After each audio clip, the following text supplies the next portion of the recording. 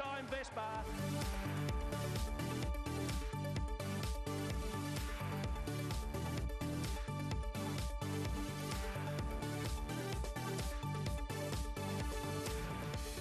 The Open 1400 at Awapuni on the weekend, taken out by Vespa, ridden by Mark Duplessis and trained by Johno Benner, who joins us evening, and congratulations.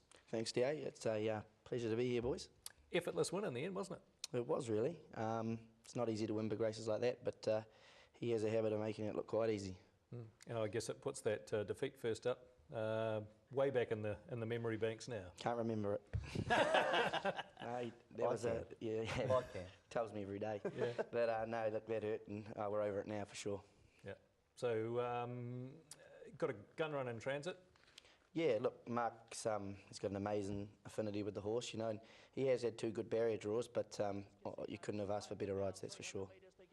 That's 2 in a row, isn't it? He gave him a pt2 ride at Trentham as well, and here we see the vision, Johno, with him sprinting, and it's that electric turn of foot that he can show that really sets him apart. And gee, with no weight on his back on Saturday, I know people said he was taking on the older horses for the first time, but he did it like a good horse. He definitely did, you know, and you sort of see there when Mark gave him one at the 300, he, like you say, 4 lengths was made up pretty quick, you know, and I suppose only good horses have that turn of foot. I'll tell you what makes his win special is that he ran a 2.5 seconds quicker than the Group 1 2-year-old race. He ran 1:21.5 Saturday. That is some quality time, and yeah, like that's head to Aussie time for mine. Any thoughts of Stradbroke? Well, look, I mean, the Easter, I think, do want to get back there at some stage with him, you know. He's definitely, I think he is good enough. You know, he had a lot of bad luck, as we all know. If he could win the Easter and do that, well, you could always freshen him up and have one crack at the Stradbroke. I mean, it's there. We'll just have to, I think for mine, we have to probably go to the Easter, and he has to be winning that, and then the Stradbroke becomes a realistic You might not target. get a run in the Easter. Yeah, you only got 5 points, you're on 89. If you had him right to win first up, then we'll just go straight to the you would have been in the Easter instead of getting him beat in a 3-horse race. Thanks for reminding me. Yeah. But he might be touch and go. Yeah, well, yeah, that's it. I suppose if it then happens, we will have to go to Brisbane. Yeah, that's it. We'll both go. Yeah, I'll come. Yeah, but no, I think, no, look, I hope he gets a run. I think he will. I think he'll get a run. 18-horse field, and yeah, look, he'll go very close to getting a run, you would think. The mares will run twice. They'll run at Te Araha and then the Easter this year, and that's what the Pattern Review Committee, that's why they've separated the races we spoke of earlier. But look, off 89, he's probably have got a run the last 3 years, so. Geez, down on 52 kilos, yeah, he'd be. I mean, if he gets the mile, which you're confident he will, he'd be very, very competitive, wouldn't he? Yeah, I'm adamant he'll run a mile. I think Ellersley's a soft mile. You know, they, always turning uphill, downhill. They tend to go a little bit slow, and it sort of can be a sit and sprint, you know. So that's going to play right into his hands if he could draw an alley and get in the field. Well, you know, I'm sure he's good enough to win the race. Are you always mindful of his the fact he's a stallion, that he's got a future in the stallion barn that you're looking to shape and manage? Well, that's the whole thing. There's so much pressure that comes around that because, you know, ideally you can't get beat. You know, I know he did get beaten in a 3-horse race. I understand that. Let it go. But when he went to OTAC, when he went to the Wellington Guineas, you know, he needed to win that race, and then he needed to win again on Saturday. You know, and the long goal is to get black type or group race of some sort in Australia, and then he could possibly stand at stud.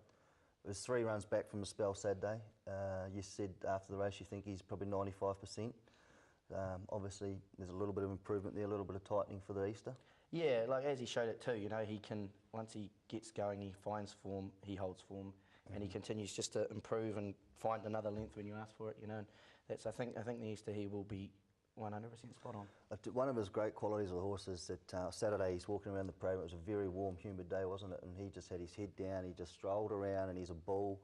A lot of older horses there that have been around, old campaigners with runs on the board, and they were sweating up, getting hot under the collar, but he just takes everything in his stride, doesn't he? He does, you know, and like good horses like him, you know, they're easy to train, you know, and he trains himself to a point. I suppose he's very relaxed, he sleeps, eats, works, and gives you 110% every time you ask him, so he's a little gem. He's taken you on a hell of a roller coaster, though, emotionally. I mean, you've had the highs, the massive highs of the Karaka Million, and as you touched on before, the frustrating lows of the Guineas Prelude in Australia. I mean, that was gut-wrenching, wasn't it? Oh, that was very just because, you know, like, the horse rolled in, decked him, he got carved up and nothing. No one got a holiday. No one, you know. For mine, it was ludicrous. The run was there, and you know, so you just got to pack your bags and come home and suck it up. And you know, and you watch the way here he picks himself up and goes again. It indicates to me that he will run a mile without being decked, you know. And he was gutsy enough, you know. And we're still proud of him. And then flip side of the coin, the Karaka Million. What a hell of a day it was for you at Ellerslie and really for your career. Yeah, for sure. They reckon I ran the last 50 metres quicker than the horse that day. Yeah, that was amazing. You know, you can't top winning $1 million race. Chris Rutten, tell us how that relationship began, and obviously he's been an integral part in you becoming a public trainer. Oh yeah, for sure. Chris is, you know, I started working out there, it would be 8 or 9 years ago, and you know, and breaking in horses with him and everything, because he's done that for a long time, you know, and we got a horse that we own together, and he gave me the opportunity to train that, and then it's just sort of snowballed from there, you know. And without him, I probably wouldn't be sitting here, you know. Chris and Donna, and you know, Holly, my partner too. You know, it's been a long road to get to this, and it's been a good one, highs and lows, but you know, you wouldn't change it for anything.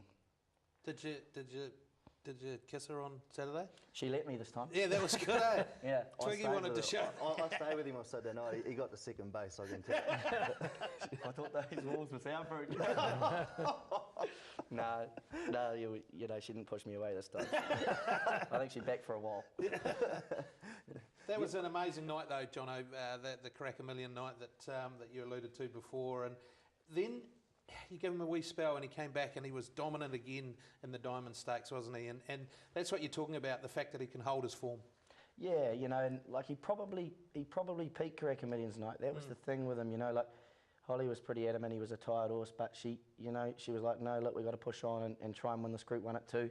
And you know, she done it. She went above and beyond with him. You know, the muscle sore, all the little things you get with 2-year-olds. You know, shin sore, and he was an immature 2-year-old. You know, he was a November foal.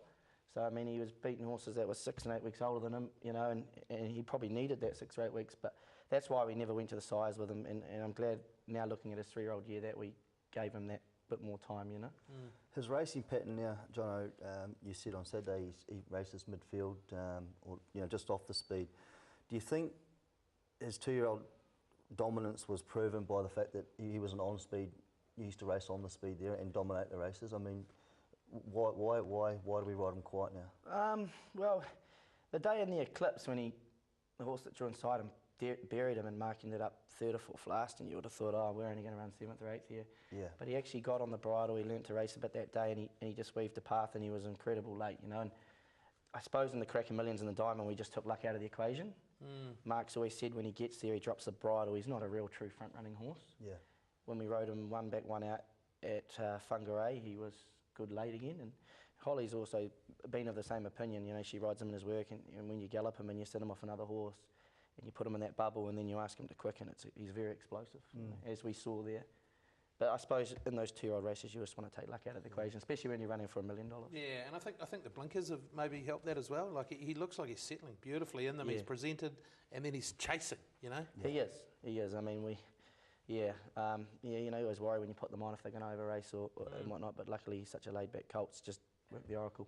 I think that Eclipse run was the making of the horse. I think because, you know, it gave him that experience around Ellerslie before the Karaka Million, and that was very important. Yeah, it was. You know, he ran.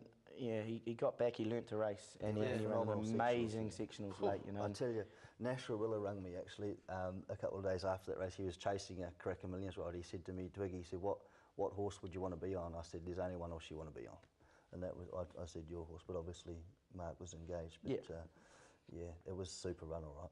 It was, you know, and with the old good run like that comes all that pressure again for the 3 or 4 weeks leading up to it, because you know you got the horse to beat, and only bad luck can beat you again. But that can happen. But no, it was amazing. But he's not your first Karaka Millions runner. You had 2 show the year before when you ran 3rd. And I beat you home on 2nd. Yep. I was happy with 3rd. But no. Are you suggesting that I wasn't happy with 2nd? Yes. I never saw him that night after that. Sweet Pea was there though. Nah, look, Touche was a good little honest horse for us. You know, he tried hard. He was professional, and I mean he won 140 something thousand, and he was handy. Not a top horse, but he was handy, and he done us proud. You lined up a 2-year-old the other day at Otaki, Luminaire? Luminaire, yeah, look, Yeah. he's a horse we thought could possibly be very, very competitive in a Karaka Million, actually. We do really like the horse, but he just had growing pains and shin soreness and whatnot, so he's taken a while to come to hand, but he was pretty good the other day. Although he done it all wrong, he's qualified for Hong Kong now, so whether he races again in New Zealand, I'm not sure. Okay. Any other horses out of the stable we can follow? Yeah, I've got a few there. Probably I've got a horse, the Wolf, Rip Van Winkle, 2-year-old. Obviously he's going to be, he's going to be a lovely 3-year-old. He's out now. He had one run and ran second, so I'm thinking he could be a nice Guineas horse. Okay. I saw Chris at the sale looking to find the next Vespa. He got a couple up there to sort through and see if you can find another 2-year-old. Yeah, look, Chris, he buys all his own horses. He's got an amazing eye. I think he's, from breaking in horses for 25 years, he can have a look at them as he starts off with them, and he knows what they're going to grow into and how they're going to move. And he spends his own money, and I'll just leave it to him. It's nice when you got nice horses to work with. That's for sure. It makes your job easy. And he's not spending 100,000, 200,000 either, is he? He's picking the eyes out and getting quality horses for great prices. Yeah, and he sort of has he really likes that Karaka Million night, doesn't he? So Yeah. he's not going to buy that. You're not going to see him come home with the big leggy time job, as Butch would say. Is there a fine for leaving your phone on, Twiggy? Yeah, my word, there is. Yeah, there's a case coming my way. It was his phone. Hey, thanks very much for coming in. Congratulations with the success again with Vespa on the weekend. We'll be obviously watching towards the Easter and maybe the Stradbroke. Is there another race that you've sort of got next preparation that you'd like to win with them? Have you sort of looked that far ahead? Yeah, well, you're always thinking about it. I suppose the logical goal would possibly be, if we didn't go to Brisbane, we'd maybe aim for the Stradbroke first up. The McPhee first up, and then the second one. I'd love to get back to Melbourne and sort of try and justify that a little bit. Excellent. All right. Well, again, congratulations and thanks for coming in. Thank you for having me, guys. Cheers, Johno. Johno Benner here on Way On. We're back with a whole lot more after this. Up next, the boys continue their review of racing from Awapuni and also Ellerslie, and weigh in on the unfortunate abandonment of another South Island meeting.